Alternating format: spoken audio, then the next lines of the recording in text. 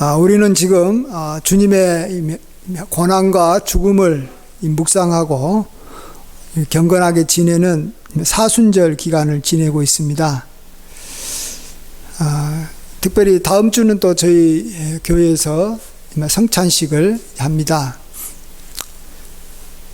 주님의 고난이 바로 이 나를 위한 것이고 또 주님의 죽으심이 나의 죄를 위한 것이다라는 것을 우리가 늘 마음에 새기고 살아야 됩니다.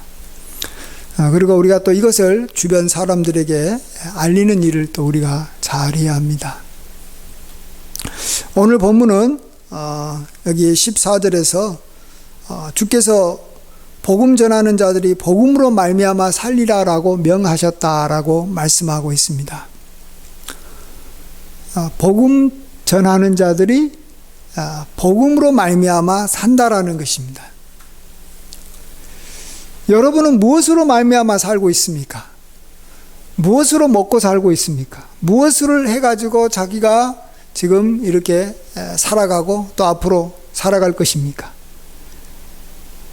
어떤 사람은 나는 장사를 해서 먹고 살겠다 하는 분도 있고, 또 어떤 사람은 나는 이제 시험에 패스해서 공무원이 돼가지고 내가 살겠다 하는 사람도 있고, 또 어떤 사람은 내가 이제 이 식당에서 이제 음식을 하는 그런 셰프가 돼가지고 이제 먹고 살겠다 하는 분도 있습니다. 그러나 주님께서는 그런 일을 하면서도 우리가 진정으로 내가 먹고 사는 그러한 수단이 무엇인가?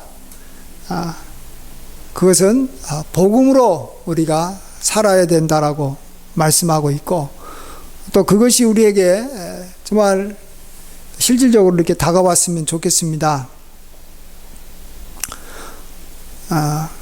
구약시대에서 이 성전에서 이제 제사 드리는 일을 하는 이 제사장이나 레위인들은 이 성전에서 나는 것을 먹고 살았습니다.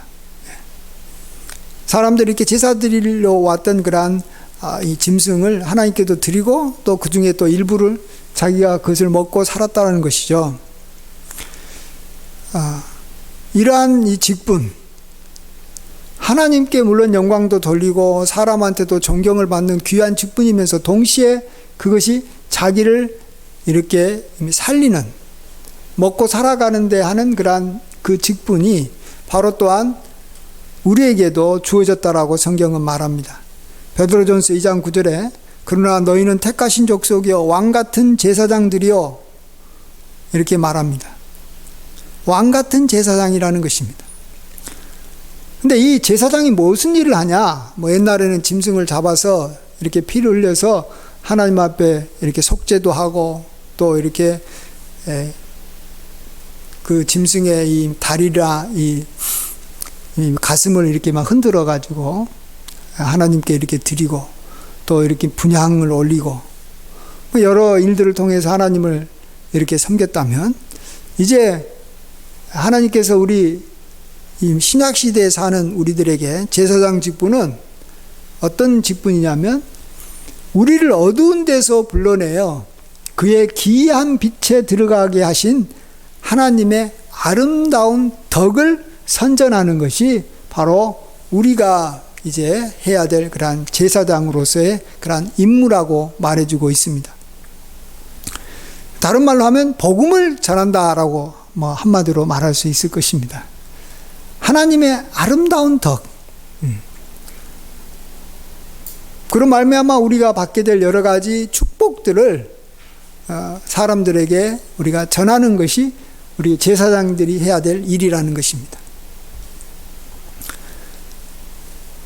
우리가 이러한 일을 잘하고 또 이러한 일을 하게 되면 하나님께서는 우리가 이 제사장과 같이 성전에서 나온 것을 먹은 것처럼 하나님께서 우리에게 먹고 마실 것을 우리에게 공급해 주신다라는 것입니다.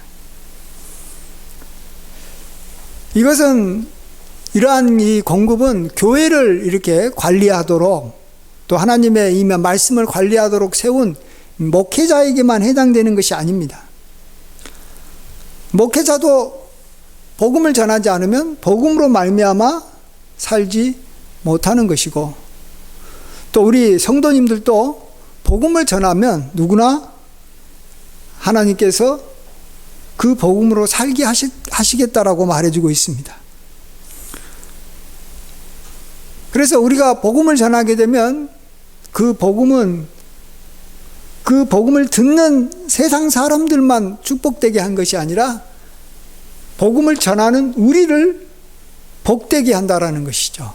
우리가 그 복음으로 말미암아 살기 때문에 그런 것입니다. 한 번은 주님께서 제자들을 각 동네에 보내면서 너는 그 동네에 가서 예수님이 누군가를 이렇게 전하고 또 천국의 그러한 말씀을 전할 때 아무것도 가지고 가지 말라라고 말합니다. 신발이나 뭐 배낭이나 전대나 돈이나 이런 걸 가지고 가지 말라는 것입니다. 그래서 어느 집에 가서 유하든지 그 사람이 너를 영접하거든 거기서 지내면서 그들이 이렇게 차려놓은 그러한 상을 너희들이 먹고 그곳에서 지내라는 것입니다. 그래서 주의 일꾼은 그 삭슬, 그 대가를 받는 것이 당연하다라고 말하고 있습니다. 그렇습니다. 참 복음을 전하는 사람은 복음으로 말미암아 사는데 이것이 세상 사람들이 그러한 사는 것과 비교해 가지고 얼마나 안정되고 얼마나 풍성한가를 좀 알았으면 좋겠습니다. 요즘 세상살이 참 먹고 살기가 힘들다고 말합니다. 특별히 코로나로 인해서 더욱더 우리가 살아가기가 어렵다라고 말하죠. 그래서 이 새로운 먹거리를 찾아내고 또 새로운 일자리를 이렇게 창출하기 위해서 이 정부나 사람들은 백방으로 노력하고 있습니다. 아르바이트 자리도 많이 없어져서 그걸 찾는데 어려움이 많습니다. 이럴 때 우리 주님께서는 참으로 우리에게 안정적이고 또 이 페이가 많은 그러한 일자리를 우리에게 오늘 본문에서 소개해 줍니다. 그게 뭐라고요? 복음을 전하는 제사장으로 살아라는 것입니다. 주님의 아름다운 덕을 선전하는 주의 일꾼으로 살아라는 것입니다. 그러면 주님께서 우리의 모든 그러한 먹을 것을 채워주시겠다라는 거죠. 주님이 우리의 주가 되시잖아요. 주인이 되신다. 주인은 자기의 일꾼들을 이렇게 먹여주고 입혀주는 것입니다.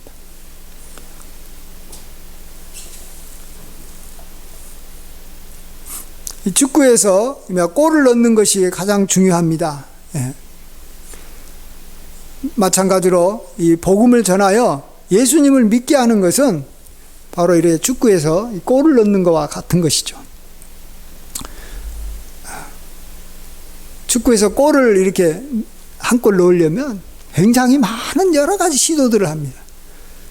선수들을 훈련시키고 또 이 여러 가지 이렇게 투자를 하지 않습니까? 먹을 것도 주고 또 그러면서 또 이 선수들이 이제 경기를 할 때 한 골 넣으려고 여러 가지 기술들을 이렇게 배우고 익히고 또 실질적으로 그 기술들을 활용하지 않습니까? 패스들 잘해야 되고 또 이렇게 센터링을 잘해서 골잡이가 그 볼을 잡았을 때 또 골을 잘 넣어야 됩니다.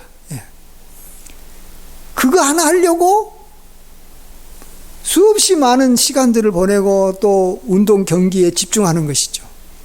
우리 그리스도인의 삶도 이 세상 사람들 이렇게 많은데 이 중에 한 사람이라도 더 예수님을 믿게 하려고 우리가 오늘 또 우리가 살아야 되는 것이고 그러한 일을 사는 것이 바로 우리가 복음을 전하는 자의 모습이라는 것입니다. 그래서 복음을 전한다고 할 때는 그에게 가가지고 예수님 믿으세요라고 말하는 것도 복음을 전하는 거지만 그가 예수님을 믿게 하기 위해서 그를 이렇게 친절하게 대하고 그와의 관계를 우리가 잘 맺으려고 힘쓰고 좋은 이미지를 우리가 그에게 보여주는 것도 또 역시 그가 예수님을 믿게 하기 위한 것이죠. 그래서 어떨 때는 미션 스쿨을 세워서 학생들에게 공부할 수 있는 기회도 우리가 제공해 줘야 될 때가 있습니다. 그래야지 사람들이 예수님을 또 믿는데 이렇게 그들의 마음을 열기 때문에 그러겠죠.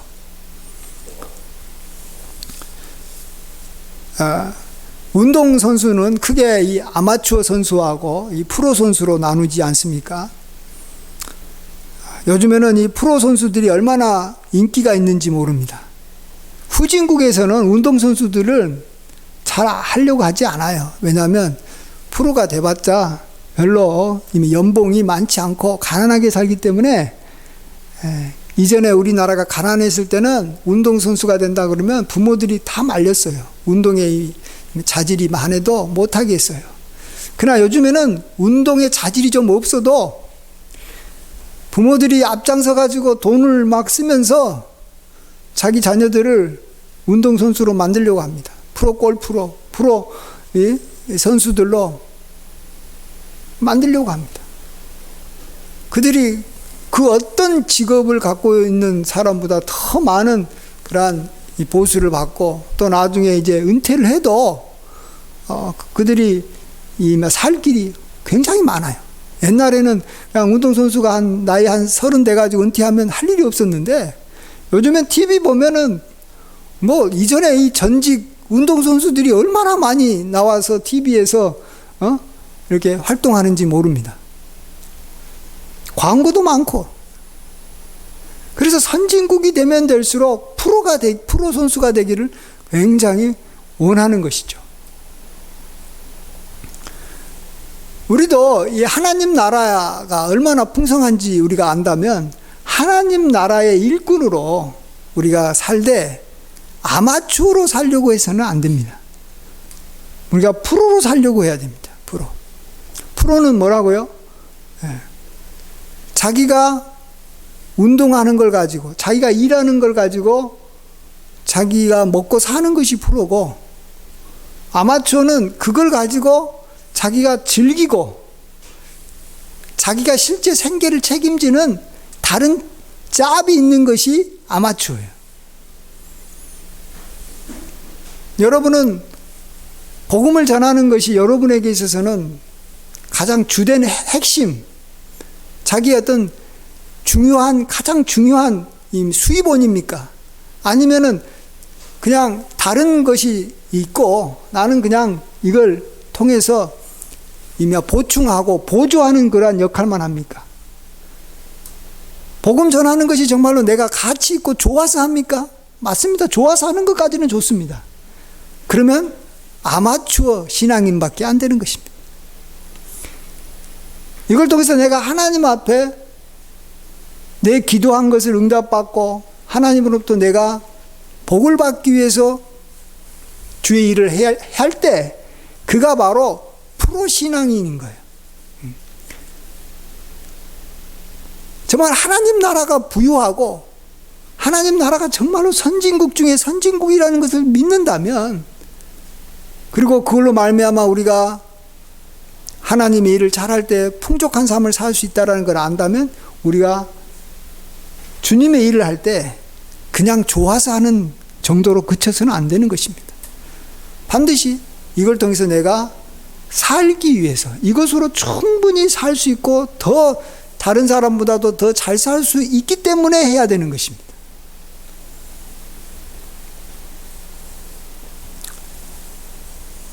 오늘 주님께서는 이 베드로전서 2장 9절에서 우리를 제사장이라고 했지만 그 앞에 왕 같은 제사장이라고 말했습니다. 여러분, 왕 같은 것은, 왕은 이 세상에서 갖고 있는 여러 직업 중에서 직업이라 그럴까요? 어떤 직분 중에서 최고라고 생각하는 것이 왕이라고 생각이 되고, 제사장이라고 하면 하나님께서 우리에게 주신 그러한 이 직분 중에서 제일로 좋은 것이 제사장이라고 말할 수 있을 것입니다. 이럴 때 이 왕 같은 제사장이라는 것은요, 이 포커스는 이 제사장에 맞춰져 있는 거예요. 예. 왕처럼 사는 왕과 같은 힘과 권세를 누리는 그러한 제사장이라는 거예요. 네? 이스라엘에는 이 중요한 직분이 왕이 있고 제사장이 있었지 않습니까? 이 두 직분을 이렇게 겸하여 이렇게 두 가지를 다 가질 수가 없었어요. 절대로 이것은 왕이면 왕이고 제사장이면 제사장이지 왕이 제사장 일을 하면 안 되는 거예요.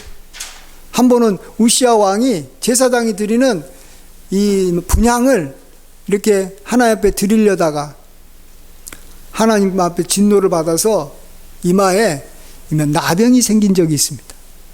그리고 하나님께서 그 병을 낫게 해주시지 않아가지고 죽을 때까지 별궁에 있다가 그는 인생을 쓸쓸히 마쳤습니다. 사실 그 전에 그는 정말로 하나님을 잘 의지하고 주의 종을 이렇게 통해서 이렇게 하나님을 붙잡았을 때는 하나님께서 그를 형통케 해주셨다라고 말합니다. 그가 여호와를 찾는 동안에는 하나님이 형통하게 하셨다라고 말했어요. 근데 그가 이제 강해지니까 왕으로서 자기의 권세도 강해지고 그 나라가 힘이 세지니까 교만해져서 악을 행하되 여호와의 성전에 들어가서 제사장이 하는 일을 자기가 하겠다고 해가지고 여호와께 범죄하였던 것입니다.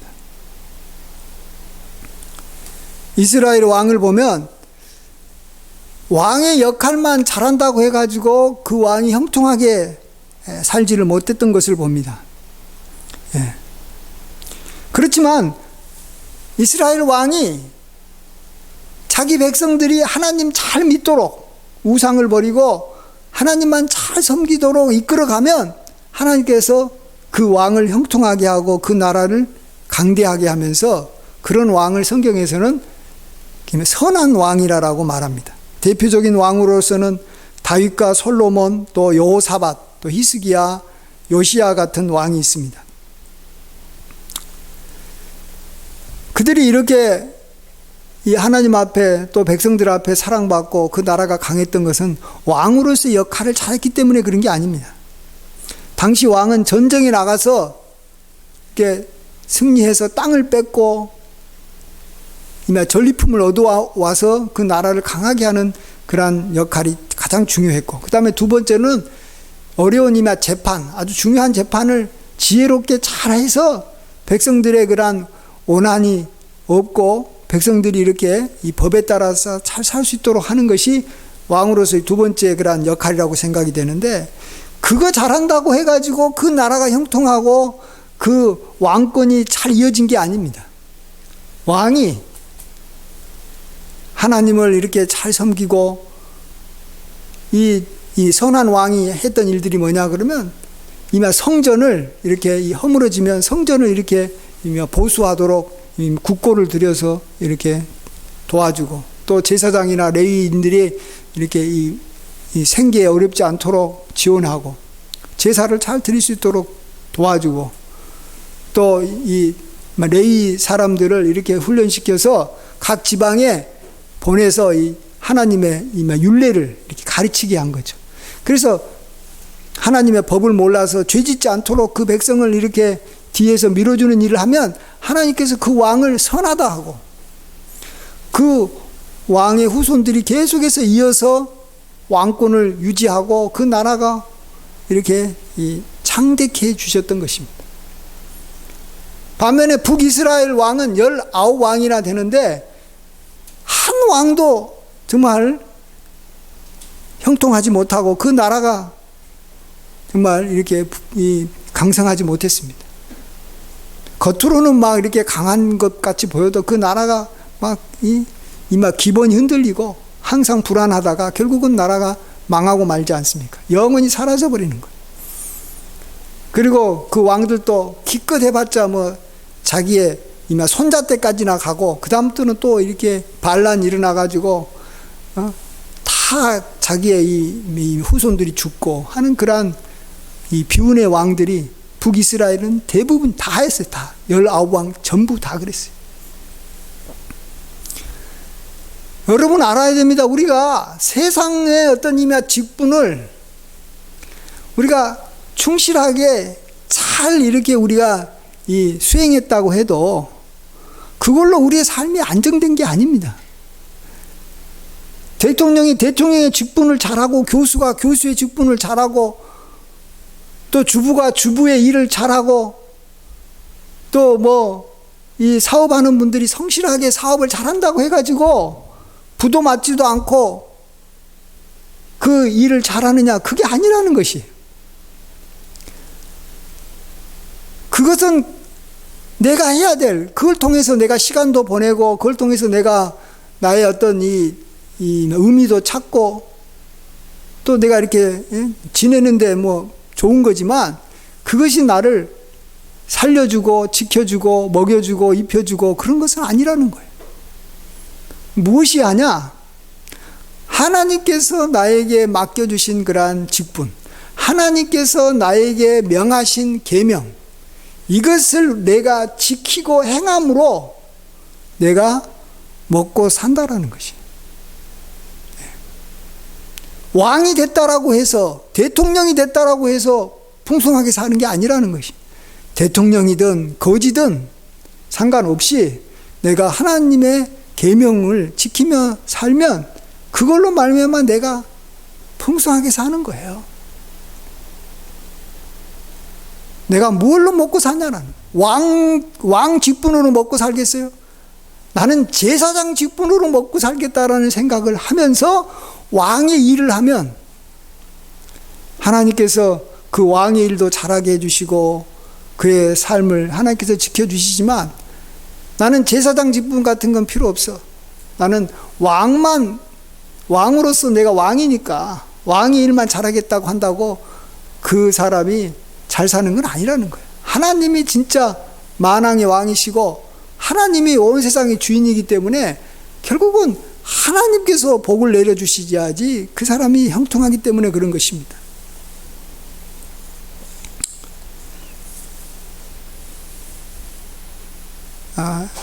우리가 정말 무엇을 먹고 사느냐, 뭘 가지고 먹고 사느냐 하는 것이 굉장히 중요합니다. 예수님은 자신이 광야에서 40일 굶어서 배고픈 상황에서 우리에게 아주 귀한 진리를 우리에게 가르쳐 주셨습니다. 그것은 사람이 떡으로만 사는 것이 아니라 하나님의 입에서 나오는 모든 말씀으로 산다라는 것입니다. 자, 근데 이 말씀을 언제 하셨느냐라는 걸 한번 좀 생각해 보겠습니다. 오늘은. 자, 예수님이 40일 동안 아무것도 먹지 않았다라고 누가복음은 말하고 있기 때문에 아마 이 물도 먹지 않았을 가능성이 많습니다. 광야에는 물도 없지 않아요. 먹을 것도 없지만. 근데 예수님은 40일 금식이 끝나고 난 다음에 이제 예수님은 금식이 끝났기 때문에 먹었을 거예요. 물도 먹고 음식도 먹었을 거예요. 그렇죠? 너무 뻔한 이야기를 해서 좀 여러분은 안 놀랄지 모르겠지만, 저는 너무 뻔한 이야기지만 저한테는 이게 너무 새로웠어요. 예수님은 40일 금식이 끝난 다음에 음식을 먹었겠다. 근데 40일 금식이 끝난 다음에 음식을 먹는다고 해가지고 그 사람이 자신의 건강을 유지하고 살아남을 수 있느냐? 그건 아니라는 거예요.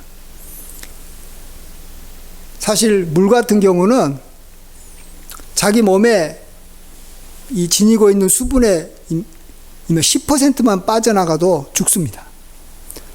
반드시 죽어요. 그래서 물은 사실은 일주일 정도를, 짧게 잡아도 일주일 정도 이상 물을 안 먹으면 죽게 돼 있어요.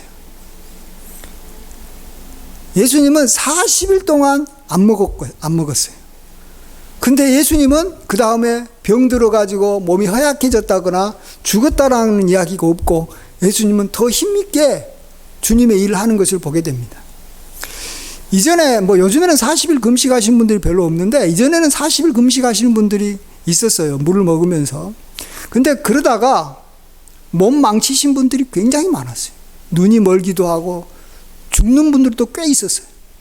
그래가지고 그런 일들이 많이 있고 난 다음부터는 40일 진짜 금식이 없어졌어요. 교회에서도 그걸 권하지 않게 됐어요. 그만큼 이 40일 금식을 하게 되면 그 다음에는 먹어요. 마음대로 먹을 수 있어요. 물론 뭐 한꺼번에 많이 먹을 필요도 없지만 뭐 죽을 먹으면서 천천히 먹어도 한 번 40일 금식을 하고 나면 그 전에 무슨 일이 터지든지 그 이후에 반드시 후유증이 있어가지고 못 살아가요. 근데 예수님은 40일 동안 아무것도 먹지 않고 금식했음에도 불구하고 건강하셨다라는 거예요. 그분이 우리에게 말씀해 주는 것이 사람이 떡으로만 사는 것이 아니라 하나님의 입에서 나오는 모든 말씀으로 산다는 것입니다. 하나님은 우리의 몸을 살리실 수 있는, 죽을 상황인데도 살리실 수 있는 능력이 있으신 분이 하나님이신 거예요. 먹지 않아도 살게 해주시는 분이 하나님이신 거예요. 그 하나님이 우리에게 너가 떡으로만 사는 것이 아니다는 겁니다. 떡이 뭡니까? 우리가 보통 말하는 세상적인 그러한 일거리입니다. 나의 직업인 것입니다. 나의 수고인 것입니다. 우리가 이 땅에서 수고해야죠. 뭐 빈민국이 놀면서 사는 것 자체도 굉장히 고통스럽습니다. 어떤 사람은 먹고 마시는 것이 완전히 보장된 상황에서 사는 그러한 방법인데도 사람들이 죽으라고 하기 싫어한 게 뭐냐 그러면 감옥 생활입니다. 감옥 생활은 하루 3끼 또 운동도 할 수 있도록 하고 일할 수 있도록 하지만 어쨌든 꽉 갇혀서 어쨌든 지내게 합니다. 감옥 생활은 사람 죽어도 사람들은 어떻게 했는지 보면 이렇게 나오려고 하잖아요. 여러분 너무 이렇게 먹고 사는 것 같고 막 매여 있을 필요 없어요. 아, 나는 먹고 사는 길이 너무 힘들다? 감옥 가세요. 감옥 가면 먹고 마실 거 다 줘요. 옛날 감옥하고 달라요, 요즘 감옥은. 그러니까 그거 중요한 게 아니에요, 그렇게. 우리가 정말로 일거리도 있고 사람도 만나면서 사회생활도 하고 그러기 위해서 우리가 일하는 거예요. 꼭 돈 버는 것만이 어떤 우리 직업이 갖고 있는 그러한 의미가 아니라는 것이죠. 자, 그런데 우리가 그러한 직업을 통해서 우리가 먹고 사는 것만이 아니라 진짜 우리를 먹이고 살리는 것은 하나님의 입에서 나오는 말씀이라는 것입니다. 하나님께서 우리에게 명하신 것을 지키면 하나님께서 우리에게 필요한 모든 것을 주시겠다라는 거예요. 너희는 무엇을 먹을까 마실까 입을까 염려하지 말라. 이 모든 것이 너희에게 있어야 할 줄은 하나님 아버지가 다 아신다는 거예요. 다 알고 있다라는 거예요. 그러니까 너희는 먼저 그의 나라와 의를 구하라. 하나님의 말씀대로 살아라. 그러면 이 모든 것을 너희에게 더해 주시겠다. 우리가 자꾸 떡으로 살려고 그러는 거예요. 떡 없어도 살아요. 예수님 떡 없어도 40일 동안 거뜬하게 사셨어요. 그러나 하나님의 말씀 없이는 못 사는 거예요. 하나님께서 우리의 생명을 걷어가 버리면 오늘 밤이라도 우리는 더 이상 살 수가 없는 거예요. 그렇지만 또 하나님께서 기뻐하셔서 우리에게 이 재물을 주시면 이 땅에서 우리가 쌓을 곳이 없을 만큼 우리가 넘치고 넘치도록 하나님께서는 우리의 삶을 축복해 주시는 거예요. 그래서 우리는 하나님의 계명을 지키는 거예요. 하나님의 계명이 좋아서도 지켜야 되겠지만 그 하나님의 계명을 지키는 이유는 그 계명을 지켜야지만이 내가 살기 때문에 그러는 거예요.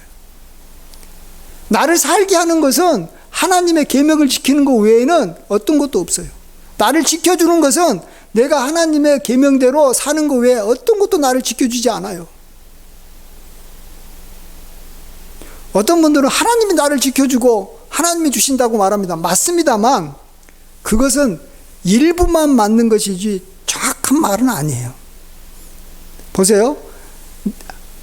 우리가 믿는 성도들이라고 하나님께서 다 지켜줍니까? 안 지켜주는 거예요. 믿는 성도들이라고 하나님께서 막 복을 막 이렇게 쏟아줍니까? 아니에요. 하나님께서 명하신 계명을 지킬 때 하나님께서 복을 주시고 축복해 주는 거예요. 자, 근데 모든 사람 성도들은 그래. 나 하나님 계명 지키고 있다. 나 복음 전하고 있다. 나 뭐 주의를 잘 지키고 있다. 나는 뭐 헌금을 잘 내고 있다. 나 이웃에게 선한 일을 하고 있다. 내가 하나님 앞에 찬양하고 있고 기도하고 있다. 안 하는 사람이 없어요. 다 하고 있어요. 근데 왜 하나님께서 안 지켜주고 왜 하나님께서 복을 안 주십니까? 그건 하나님께서 그 각각에 대해서 요구하는 기준을 이렇게 넘지 못하기 때문에 그런 거예요. 시험을 봤을 때 합격점이 60점이면 59점을 1000번, 10,000번 받아도 그는 그걸로 인해서 아무런 유익을 얻지 못하고 불합격이고 떨어지는 거예요. 60점을 맞아야 되는 거예요. 한 번이라도 60점을 맞아야지만이 그걸로 인해서 상을 받고 그걸로 인해서 자기가 이미 직장을 구하는 것이지 58점, 57점 1000번, 10,000번 해도 안 되는 거예요. 하나님께서는 우리에게 우리가 대충 하나님의 계명을 지키고 있다고 해가지고 우리를 보호해 주시고 우리를 축복해 주시는 분이 아니에요.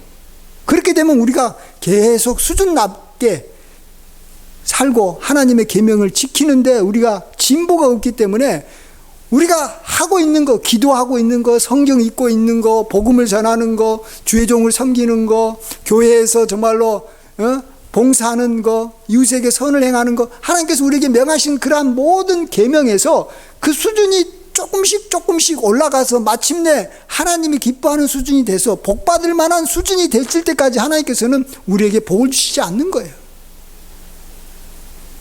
나는 열심히 교회 생활을 했는데, 나 열심히 주의 생활을 했는데 왜 이러냐?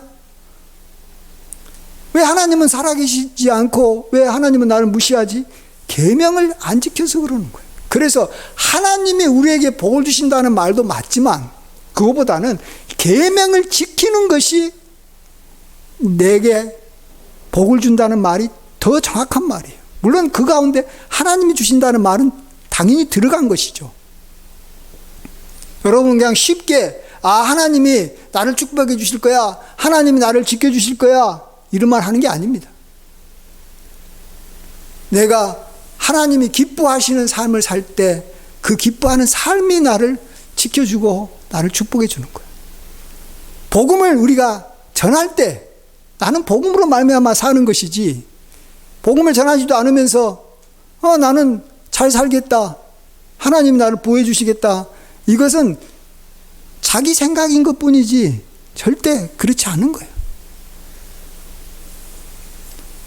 그래서 우리는 하나님의 말씀 앞에서 항상 깨어 있어야 돼요. 항상 긴장해야 돼요. 프로로 살아야 돼요. 프로는 자기가 그것을 못하면 그걸로 인해서 자기의 밥벌이가 끊어지기 때문에 프로는 엄청나게 자기 훈련하는 거예요. 그러나 아마추어는 그걸 즐기는 거기 때문에 하기 싫으면 안 해버리는 거예요. 여러분 하나님의 말씀을 지키는 데 있어서는 복을 받으려고 하는 프로로 살아야지, 복을 주면 좋고 안 주면 뭐 괜찮아요, 나 뭐 먹고 살 것이 많아요, 저는 직업이 교사예요, 저는 직업이 의사예요, 저 먹고 살 거 많아요, 이런 사람에게는 그 얼마나 힘든 그 불행한 일들이 그에게 이제 막 그 집안에 그 몸에 막 달라드는 거예요. 못 살아요, 못 살아.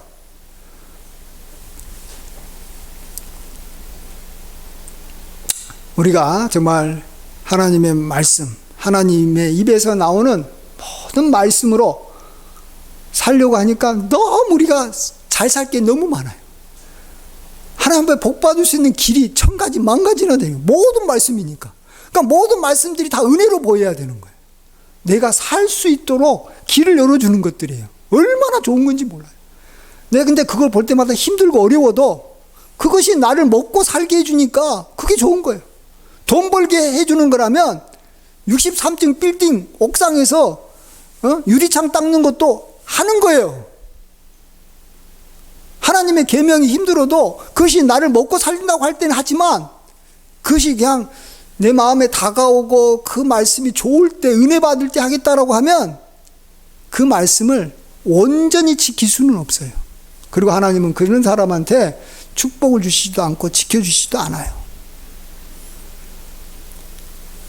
정말 하나님의 이 말씀을 우리가 지킴으로 그걸로 먹고 살아가는